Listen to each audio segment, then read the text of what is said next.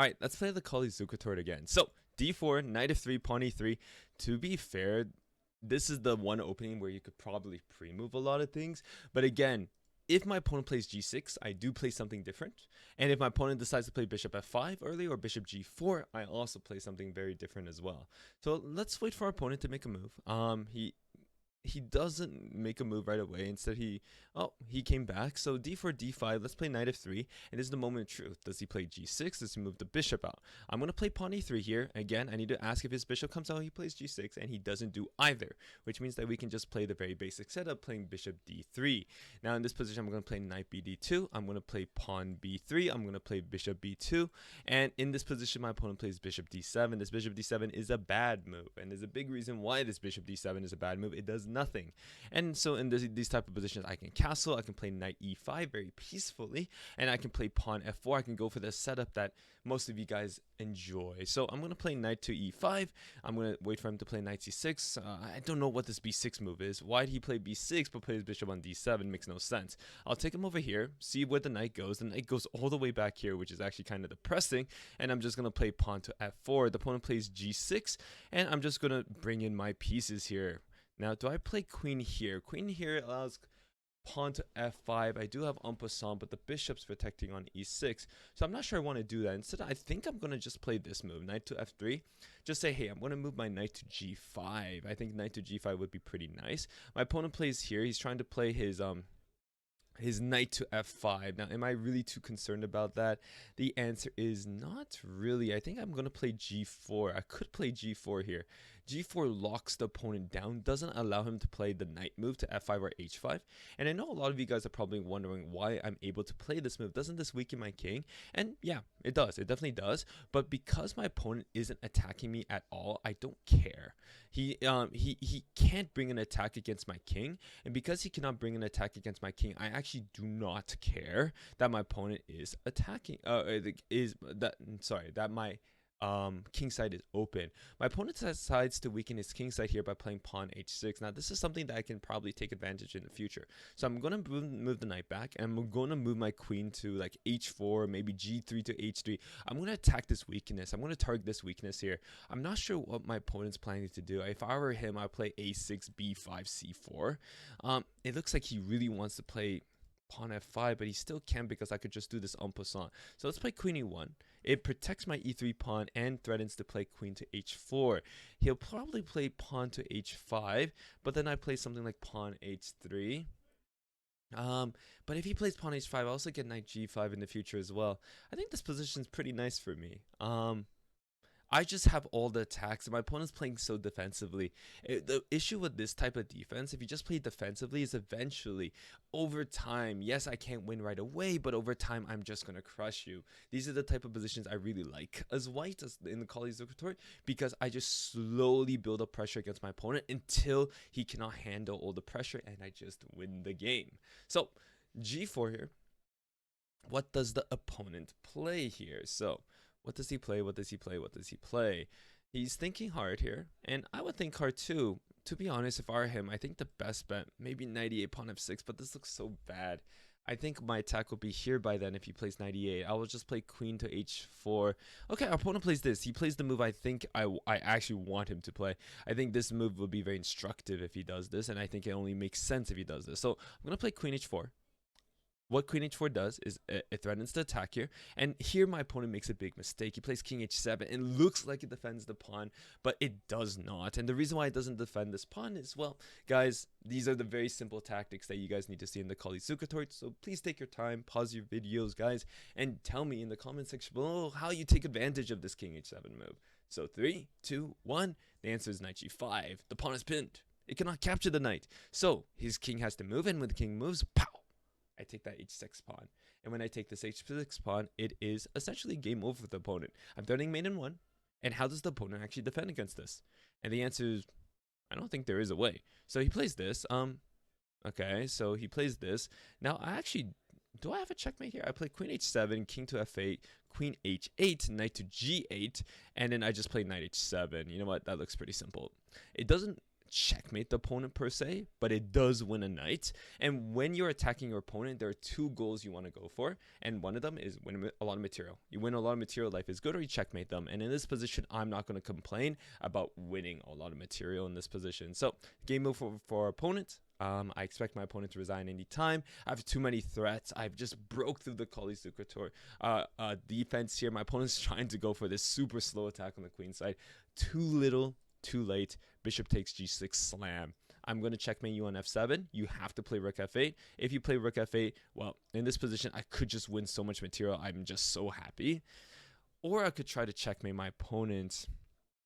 I don't see any ways to checkmate the opponent right away. I know a more confident player would probably play something like pawn to f5, and to be honest, at first glance this pawn f5 move looks pretty good. So instead of playing my usual way would probably be just to take here, and that's a very lazy way of playing. But I'm gonna be a little bit ambitious here with pawn f5, just breaking through, just saying, hey, I'm playing f6 here, and it's game over for you if you let me do this. So I'm going to take back here. That's been the plan the entire time. I'm going to play pawn to f6 in the next move, and I'm wondering what my opponent's going to do to stop it. It's very hard. He can't move this pawn.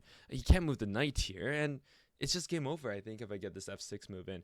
Again, in your real games, if you're playing in a real tournament, I want you guys to calculate these moves before, okay, guys, before you actually come up with these ideas. Okay, so calculate, make sure that they work. Now, I've played these positions like a billion times at this point, so I actually know that these work. So I'm going to play pawn f6. As I said, pawn f6, my opponent has to move the king. He cannot move here. I guess he can move there, but if he moves there, I'm just going to play bishop f5, checkmate. If he moved his king to d7, I would have just taken on f8 with a check, won with the knight, and life would have been very good. All right, let's get into our next Colle Zukertort game. So d4. d4, and let's see what our opponent plays. He could play d5, he could play knight f6. There's a lot of things our opponent can play here. A lot of things. Okay, so he plays d5. Knight to f3, normal stuff. Does he move the bishop out? Does he play pawn g6? No. He plays the knight in front of c pawn. Whenever I see my opponent move the knight in front of the c pawn, I just want to play c4. This is how you take advantage of this Checkmating variation, which is really bad. But I'm just going to play e3 because this is the variation that I'm known for, the Colle Zukertort. The opponent moves the bishop out. Now, I'm going to play pawn c4. When the opponent moves the bishop out, always play pawn c4. The reason why is very simple. You're going to take advantage of the very weaknesses that they create here on the light squares. Now in this position, I really want to play knight c3, but knight c3 might have some issues where opponent plays knight b4, threatening the fork on c2, and there's not much I can do to stop it. So instead in this position, I'm going to play this move instead first. I'm going to play queen to b3. I'm pretty sure I can play queen b3. It attacks this huge weakness on b7. And this is the problem, by the way, guys, in case you guys did not know, of moving the bishop out early, the light square bishop out early. When you do this, you create huge light square weaknesses on the queen side that cannot really easily be repaired. If he plays b6, which I have a feeling he might play, I have moves like take on d5, bishop b5, and kind of slamming my opponent's position here. If he decides to play knight b4, ooh, he decides not to play. He plays the very beginner mistake that I often see in these positions. It allows me to take on d5, and then I just slam him with bishop b5. And essentially, it's game over here because look how weak these light squares are. They're so bad. And you might say, oh, well, can't you just play bishop d7? And he can, but then he just loses his d5 pawn. And everything is falling apart for our opponent here. And when I say everything, I literally mean everything is falling apart for our opponent here. Like, this is really bad here. So let's see what our opponent plays here. He might just play 97 at this point. He might have to play 97. I don't really know what else he can play here. Like this knight to e7, but this looks so bad. Okay, our opponent decides to play here. He decides to develop his queen, which I suppose makes sense. You want to develop your pieces. Developing pieces is often good for your health.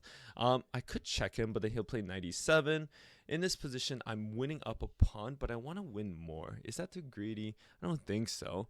I could play knight c3. This looks like the most basic move here. It just says I'm going to play knight e4, kick your queen away.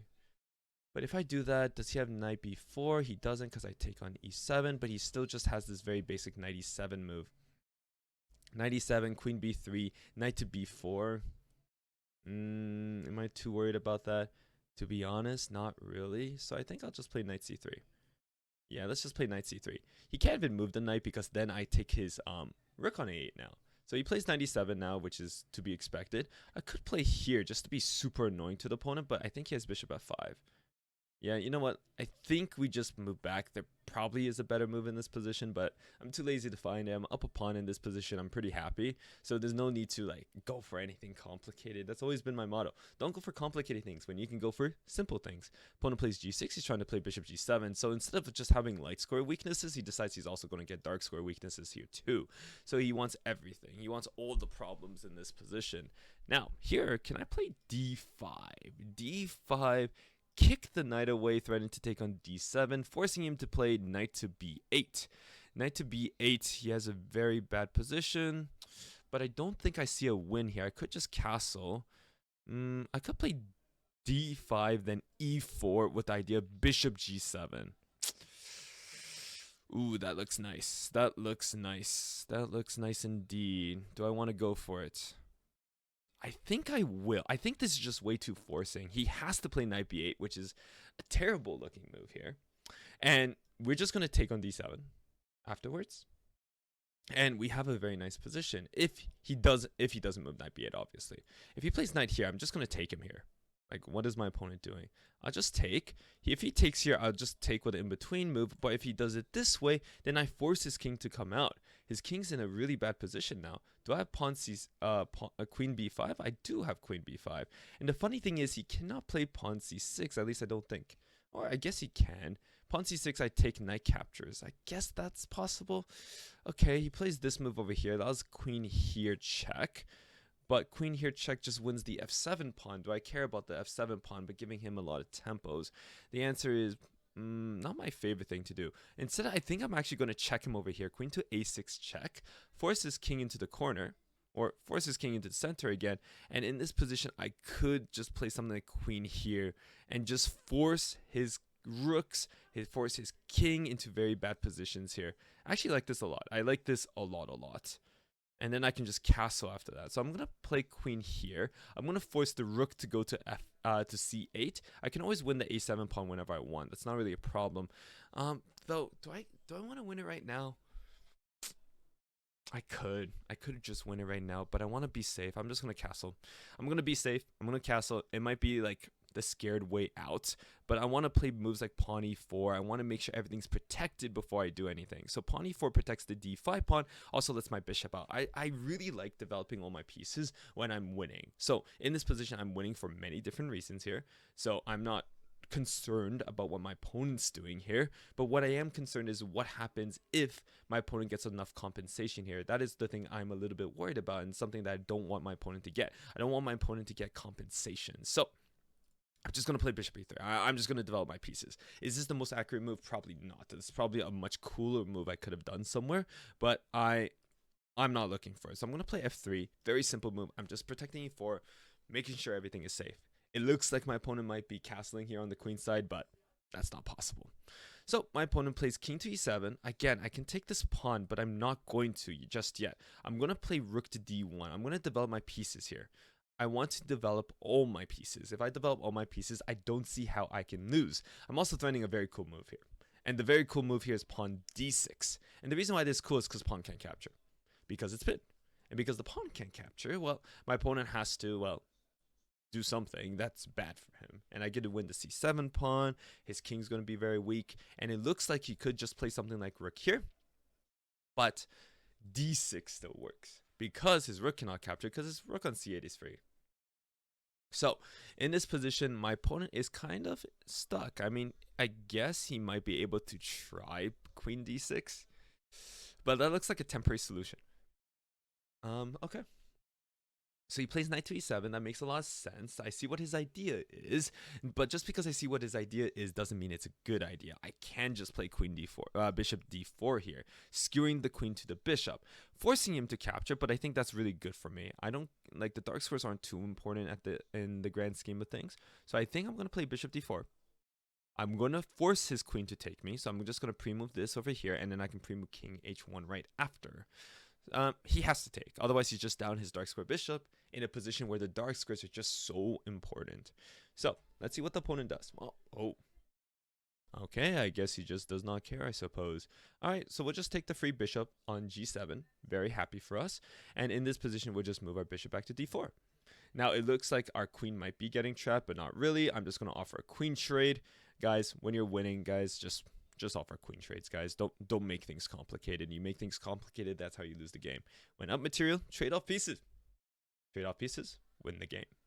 Okay? So it's a very, like, people will hate you for this playstyle. I know I've had many opponents say I'm such a boring chess player because I trade everything off, but I've always found this to be the best way to guarantee a win. If it's my opponent here, I think I have to play queen f4 here. He doesn't, because now if he just trades here, like, I can trade everything off and he just loses the game. This knight has no good squares to go to. He has to go to b8, and yeah, maybe he gets to win my pawn. Oh my gosh, look at this poor pieces. All right, let's play knight d5 check. Let's bring our pieces in. Let's, like, destroy our opponent's position here. Our opponent's position is so bad. Oh my gosh, the dark squares fell apart. Forks are coming in left and right. What is our... Oh my gosh, there's a free rook. Everything is falling apart for the opponent. I do admire that the fact that he hasn't resigned yet. I probably would have resigned a couple years ago. But my opponent is doing... He's holding on. He's holding on. He's only down 9 points here, which could be worse in the grand scheme of things. We're going to play pawn f5 here. Forces king back.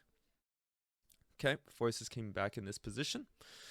He has to come here now, I believe. And actually, when he does this, I'm actually going to play one more trick. I'm going to just play something like bishop c3 check and just say, hey, take my pawn. If you take my pawn, oh, another fork comes in. And, well, let's see if he resigns here. No, he still doesn't resign here. All right, so easiest way to win when your opponent is persistent like this, identify your passed pawn. This pawn is the pawn I want to get past. Basically promoted. Just push it all the way to the end. What is the opponent going to stop you? The answer is nothing. And because he's going to do nothing, you will win the game. So h4, go away, Mr. Knight. I want to win this f7 pawn. This f7 pawn means a lot to me. Please go back to your jail cell on h7. After that, I will take your pawn on f7. Your knight is trapped. I take your knight. I promote my pawn. Having an extra queen is generally enough for most people to win the game, and my opponent finally agrees and he resigns the game. Let me know in the comments section below if you enjoyed these Colle Zukertort games, and I'll see you guys in the next video. Bye.